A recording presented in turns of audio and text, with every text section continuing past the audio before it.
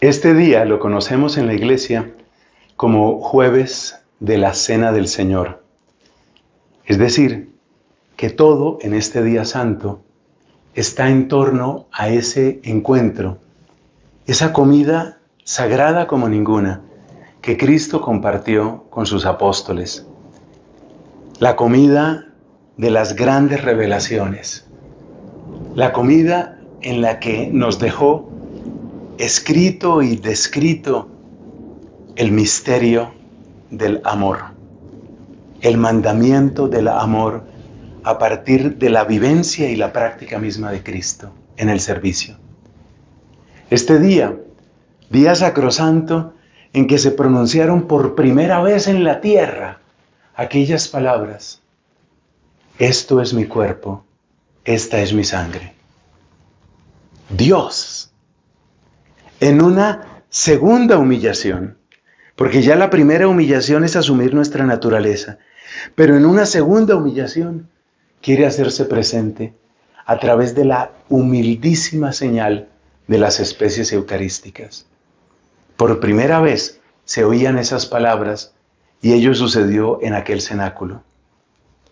Día también en que Cristo instituye el sacramento del orden cuando dice a ese grupo de sus apóstoles: hagan esto.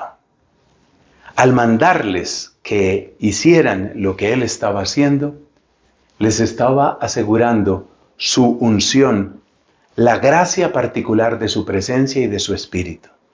Hagan esto en conmemoración mía. Institución del sacramento del orden.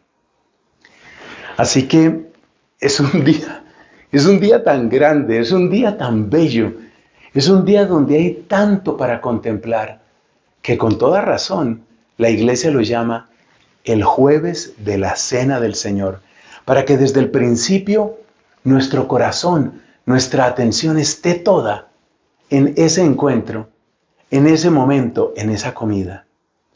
Por otro lado, no olvidemos que esa comida es heredera de la otra comida, la de la Pascua judía.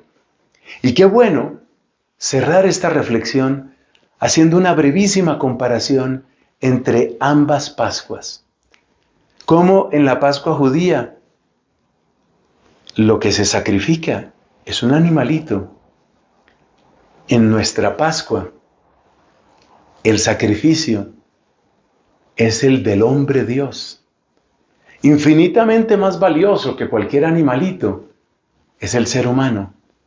Infinitamente, sin ninguna proporción, infinitamente más valioso, la entrega de la vida, de la sangre y la vida del Hijo de Dios, del unigénito del Padre. Entonces fíjate cómo cambiamos de víctima. La víctima en el Antiguo Testamento, un corderito. La víctima en el Nuevo Testamento, el Cordero de Dios. Ese sacrificio del Antiguo Testamento tenía que repetirse muchas veces y cada vez en una víctima diferente, porque obviamente el animalito que moría, moría, y para el otro año, para la siguiente Pascua judía, otro animalito. La víctima iba cambiando. En el Nuevo Testamento, la víctima no cambia. El sacrificio es único. De manera que, en cierto sentido, en nuestra Iglesia Católica, no tenemos muchas misas. Casi que el plural no deberíamos utilizarlo. Tenemos una misa. Y cada vez que se reúne el pueblo de Dios para celebrar la Eucaristía, está celebrando en Cristo y con Cristo, en plena unión con el sacrificio del Calvario, que es una sola cosa con el sacrificio del cenáculo, está ofreciendo la única misa. Por eso también, tampoco debemos decir que haya muchos sacerdotes, aunque se habla de muchos sacerdotes, pero no deberíamos decir que hay muchos sacerdotes en el Nuevo Testamento, porque el sacerdote es uno. Y por eso, el sacerdote en la Santa Misa no dice: este es el cuerpo de Cristo al momento de consagrar, sino dice: esto es mi cuerpo, porque son palabras que el mismo Cristo repite y repetirá por todos los siglos.